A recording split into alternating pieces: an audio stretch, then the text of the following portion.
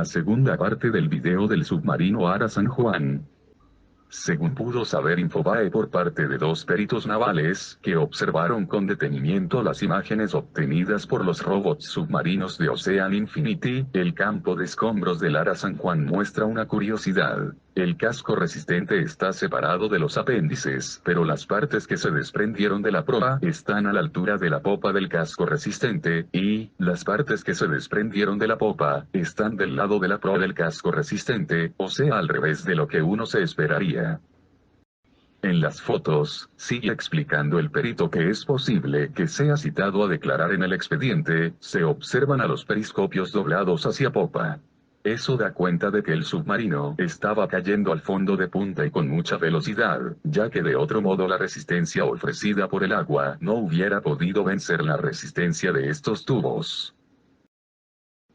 Dado que el submarino tenía una eslora, largo, de 60 metros, al aproximarse al fondo con un ángulo muy pronunciado, la proa del submarino estaba más cerca del fondo que la parte de la popa, explica el especialista naval y relata. En las filmaciones se puede observar que la corriente en el lugar es importante, el rumbo de la misma coincide prácticamente con el rumbo que llevaba el submarino y la velocidad fácilmente puede estar cerca de los 2 metros/segundo. De inmediato, el perito sigue explicando que al estar la proa más cerca del fondo, los apéndices de esta iban a llegar más rápido al fondo porque tenían que recorrer menor distancia vertical, por ende, la deriva de la corriente iba a afectar menos tiempo a estas piezas. En cambio, la popa, que se encontraba más alejada del fondo, iba a estar a merced de la corriente por mayor tiempo, por ende, en su caída al fondo iba a derivar mayor distancia al rumbo de la corriente, en este caso, era casi el mismo rumbo de avance del submarino, dice. Sobre el caso resistente, y debido a que este no se partió y se clavó violentamente de punta en el fondo del lecho marino, el experto, siempre en base a las imágenes analizada para Infobae, detalla que el buque comenzó a deslizarse con violencia hasta que detuvo su marcha a causa de la reducción drástica por la resistencia al avance que le ofrecía el suelo. Eso se puede ver en la marca en forma de surco que dejó el desplazamiento del casco por el fondo. Por lo expuesto, explica el especialista, siguiendo la línea de avance del submarino, es lógico que se encuentre primero la proa, luego el casco y más allá la popa, al revés de lo que uno se imaginaría, ya que se tiende a pensar que la nave se encontraba nivelada cuando cayó al fondo, pero la distribución de los escombros demuestran lo contrario. El 15 de noviembre de 2019 la Armada entregó a los familiares de los 44 tripulantes una medalla de honor. Ahora bien, continúa, una de las primeras afirmaciones irrefutables es que al perder el control por parte de la tripulación la embarcación se encontraba en una sola pieza. El desprendimiento de la sección de proa y de la calota de popa se produjeron al producirse la implosión por haberse superado la resistencia estructural del casco resistente y esto ocurrió a una profundidad de entre 600 y 700 metros. Esta afirmación no es caprichosa sino que queda en evidencia por el área de dispersión que presentan los restos principal y secundarios del submarino. Al desprenderse elementos de distinto peso y formato, cada uno evoluciona de una manera diferente en su proyección hacia el fondo del mar y cuanto más trayecto recorren en su descenso, más tienden a separarse entre sí. Además, el perito naval agregó, si hubo una explosión interna, la misma no parece haber tenido la magnitud suficiente para inflar o deformar el caso en el sentido interior-exterior. Por el contrario, las deformaciones que se aprecian son típicas del fenómeno de implosión por acción de presión hidrostática.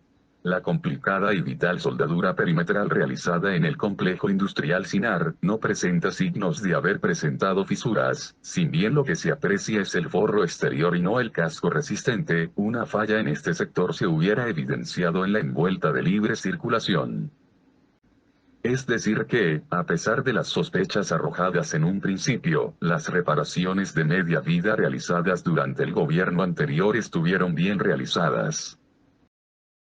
Finalmente, el especialista reflexionó. La imposibilidad de acceder al interior de la nave dejará al conjunto de los peritos intervinientes sin la posibilidad de analizar las causas que originaron el instante fatal, pero en el presente todos los profesionales intervinientes apostamos a no más de dos teorías.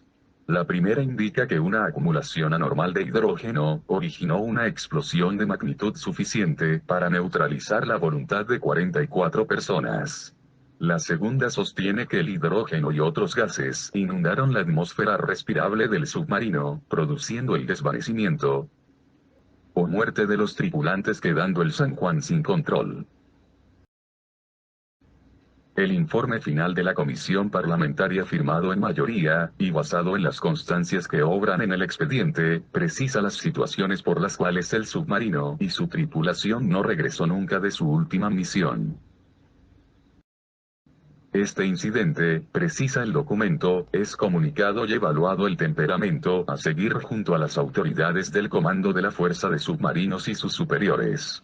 En cuanto a la segunda, que es la que precipita el submarino al fondo, no podemos dudar que es consecuencia de la primera. Teniendo inicialmente la situación del principio de incendio controlada en apariencia, se habría intentado luego verificar los daños en el compartimento de baterías para identificar el origen. Esto es lo que indican los manuales de procedimiento de la Armada. RA 9076, título 2, 3, roles de emergencia.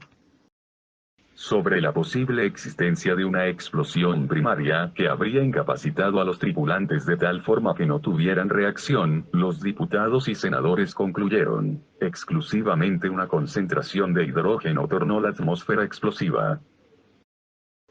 Por último, los expertos de la comisión bicameral concluyen: es especialmente necesario tener en cuenta que en cualquiera de ambos casos, sea la explosión o la contaminación de gas venenoso, se produce inmediatamente debajo del cuarto de comando y donde se encuentra más del 90% de la tripulación, que venía fatigada. Del análisis desarrollado, existiría alta probabilidad que cualquiera de ellas haya ocasionado el siniestro. Usted que analizó la causa, y presenció los debates en la comisión bicameral, ¿cómo se puede sintetizar lo que ya fue incorporado al expediente, y que a mi entender se podría haber evitado?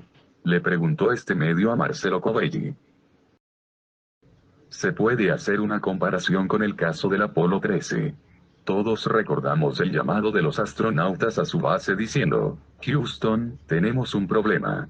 La diferencia es que en ese caso todos los técnicos y responsables del control de la misión en la Tierra se pusieron a trabajar sin descanso para ver cómo ayudar a los tripulantes del Apolo.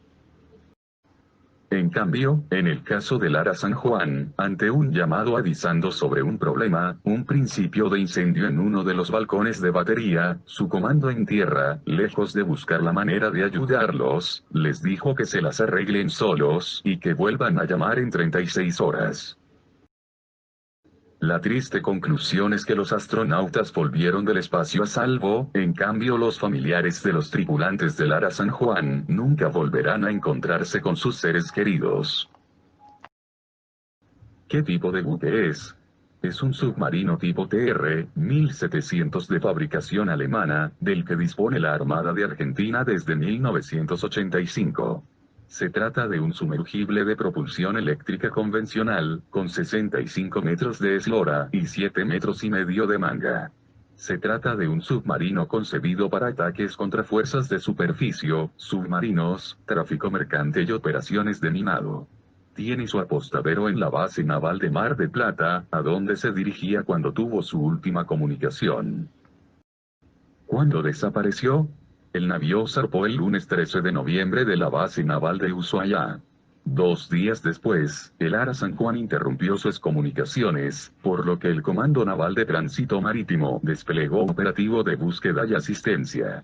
El viernes, 17 de noviembre, se declaró el caso SAR, de búsqueda y rescate, operación en la que se implicó la corbeta Ara Espora y el aviso Ara Puerto Argentino, además del avión Hércules C-130 de la Fuerza Aérea Argentina y una aeronave P-3 de exploración de la NASA.